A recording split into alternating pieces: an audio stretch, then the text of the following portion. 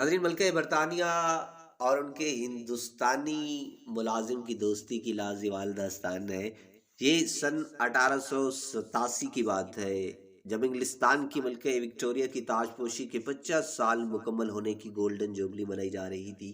سن 1858 میں برطانوی عملداری میں آنے کے بعد سن 1876 سے وکٹوریہ ہندوستان کی بھی ملکہ بن چکی تھی۔ کہا جاتا ہے کہ انہیں ہندوستان سے خاص محبت تھی۔ وہ خود تو کبھی ہندوستان نہ جا سکیں، لیکن انہوں نے ہندوستان کا ایک حصہ اپنے پاس منگوا لیا تھا۔ سجیل ہندوستانی گھڑ سواروں کا دستہ اور خدمت گار تو محل میں پہلے سے ہی موجود تھے۔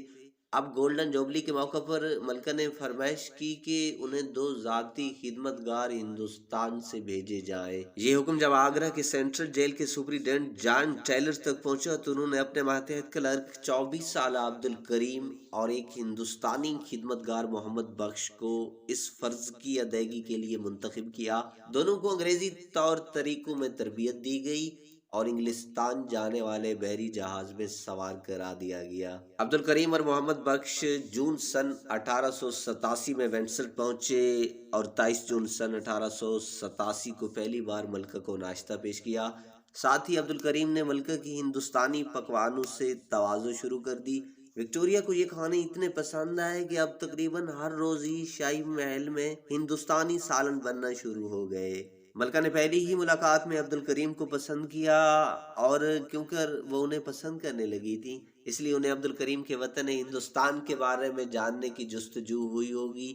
اس طرح ملکہ وکٹوریہ اور عبد الکریم کے درمیان تعلق قائم ہوا۔ جلد ہی ملکہ وکٹوریہ کو احساس ہو گیا کہ کھانے کے جھوٹے برتن اٹھانا عبد الکریم کی شایان شان نہیں۔ یہ احساس دلانے میں کچھ حصہ عبد الکریم کا بھی تھا، جنہوں نے اصرار کیا کہ وہ آگرہ میں کلرک تھے اور ایک خدمت گار کے طور پر کام کرنا ان کے رتبے سے کمتر ہے۔ لہٰذا ملکہ اور عبد الکریم نے مل کر طے کیا کہ وہ ملکہ کے استاد کہلائیں گے، کیونکہ ملکہ نے عبد الکریم سے اردو سیکھنا بھی شروع کر دیا تھا۔ ملکہ کے استاد مقرر ہونے کے کچھ ہی عرصہ بعد منشی عبد الکریم کو ملکہ کا انڈین سیکرٹری بنا دیا گیا۔